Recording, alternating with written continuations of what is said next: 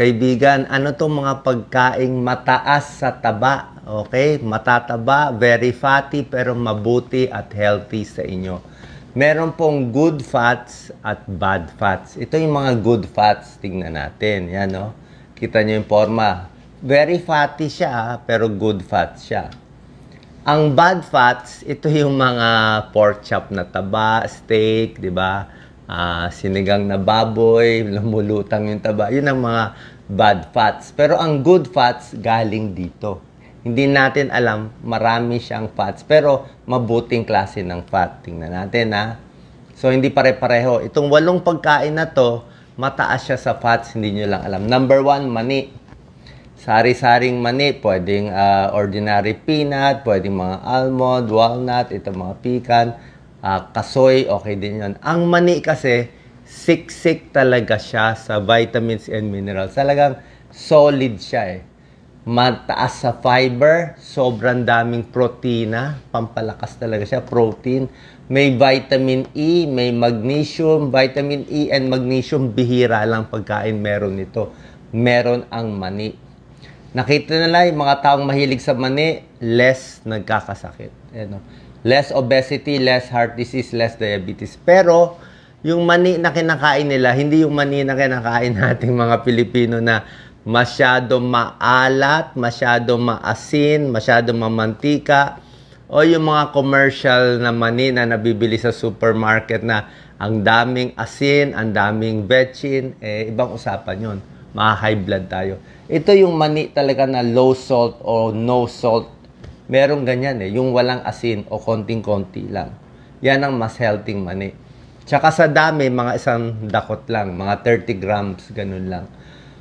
Protein, fiber, vitamin, minerals, maraming antioxidant, meron pang phytosterol, maganda to para sa puso, diabetes. May pag-aaral, 375,000 people pinag-aralan. Yung mahilig sa mani, mas healthy. Hindi tumataba, mas hindi nagkakasakit. So, isang dakot everyday. Daming benefits ang mani. Weight loss, puso, anti-cancer, may tulong. Number 2, hindi nyo alam, mataas sa fats to. Avocado, 80% fat. Diba? Very oily siya, oh. Pero yung fat niya, ibang klase. Hindi siya taba ng baboy. Monounsaturated fat siya or oleic acid. Ito yung good fats na anti-inflammatory at maganda sa balat. Diba? Pampaganda to ng kutis. Kung gusto nyo gumanda kutis, avocado ang secret natin. Okay? Mataas siya sa potassium, 15%. Maraming antioxidant. Hindi nakakataas ng cholesterol yung ganitong klaseng taba. Good fats ito. Anti-cancer, pampababa ng cholesterol. Ayan po, oh. Medyo mataas lang sa calories. Kaya wag na lagyan ng maraming asukal o condensed milk. Pero tingnan mo yung fats niya, 14 grams of fats. Pero good fats, monounsaturated fats. So, pwede mag-avocado. Gusto natin yan. Health benefits, meron siyang mga healthy cholesterol, mataas sa fiber, anti-inflammatory. Next, ito, bihira ito ma-discuss, kesong puti. Okay? Carabao milk eh. Usually, Carabao milk ang ginagamit. Mas nutritious pag Carabao milk. Pero may kesong puti na cow's milk, goat milk, hindi ganun kasustansya. Ang kesong puti, siyempre cheese eh, galing sa gatas, high protein. Gatas parang complete food eh. High protein, high calcium. Di ba gatas, calcium.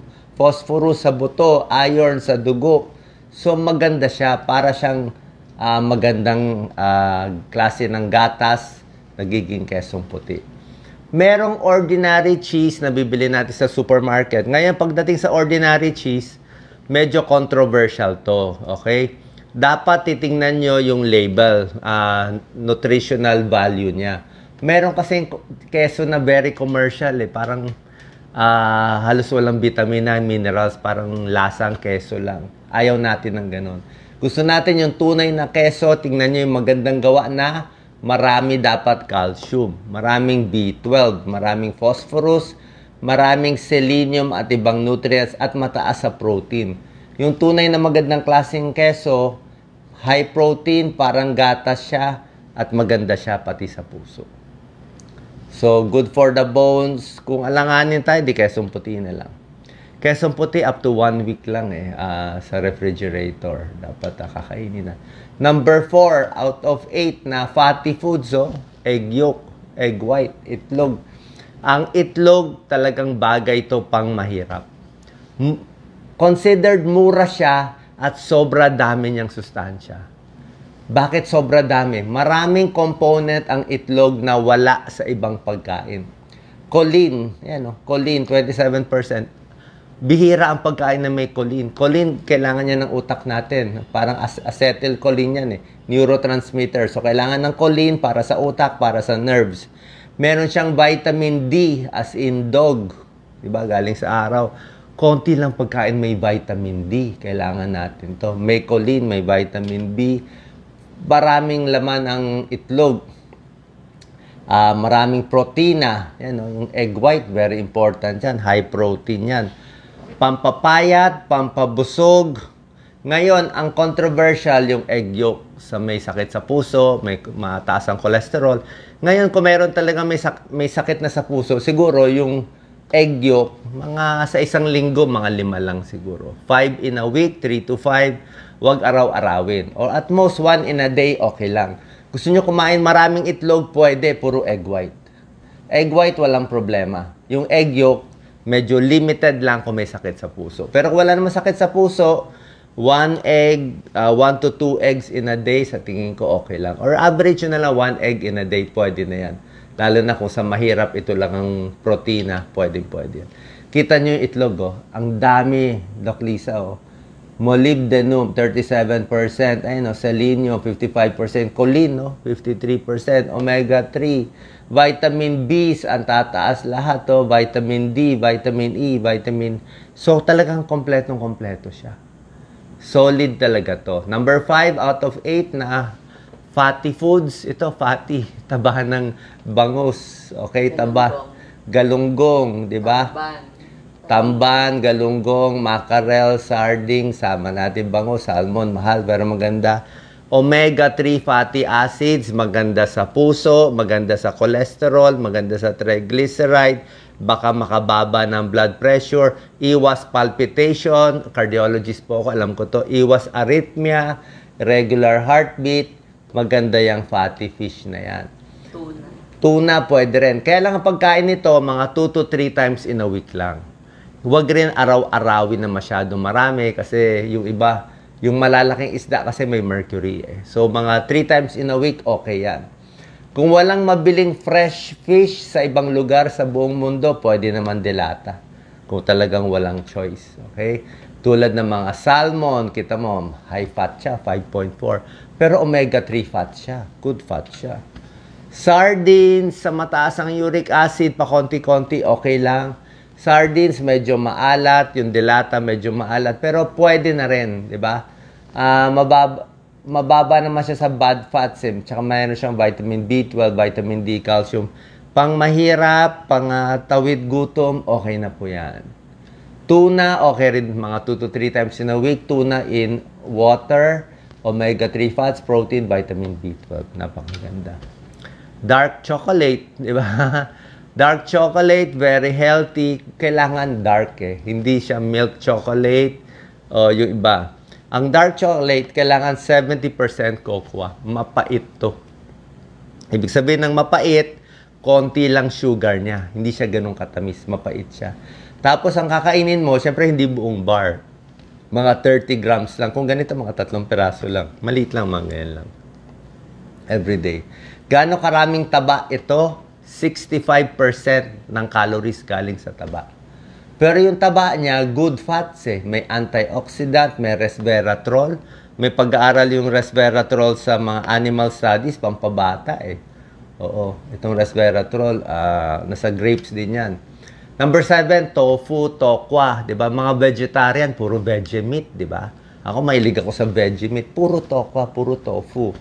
Ano maganda sa tokwa? Good fats din yan. Ayan monounsaturated fat.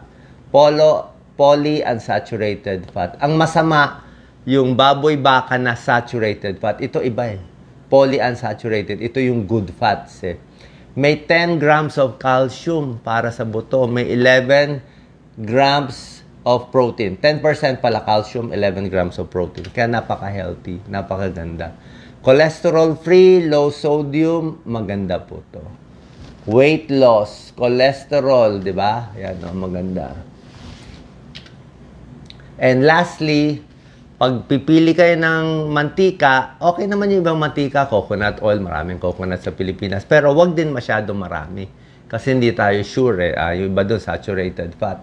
So, pwede yung ibang oil, konti lang. Kung gusto niyo mas maraming oil na siguradong may pag-aaral, may medical studies na healthy, yung olive oil may pag-aaral talaga. Mga Mediterranean diet na patunayan, pampahaba ng buhay, less sakit. Pero yung olive oil, less heart disease, maganda sa blood sugar, hindi nakakataba, mono-unsaturated fat siya, good fat. May vitamin E, vitamin K, maraming antioxidant. At pag mahilig ka sa olive oil, imbis na butter, margarine, mayonnaise at full cream milk, mas maganda sa puso. Yun na nakita nila. So, yan po. Good for the skin, heart disease, blood pressure, antibacterial, anti-inflammatory, ang olive oil. Merong olive oil na pangluto, mahal lang ang problema natin dito. So, yung mga in-explain ko sa inyo, puro good fat siya. Okay? So, para maiba yung isip nyo, hindi ibig sabihin mataba, masama na agad. Itong good fats na binanggit kong 8, nakakabusog, maganda sa blood sugar, maganda sa cholesterol, maganda sa timbang, at maganda yan. Kasi pag puro ganito, nababawasan yung sugar, at yung mga processed na carbohydrates. Sana po nakatulong tong video about good fats na pwede natin kainin kahit may sakit sa puso, kahit may diabetes. Itong mga fats na to ang maganda para sa inyo. God bless po.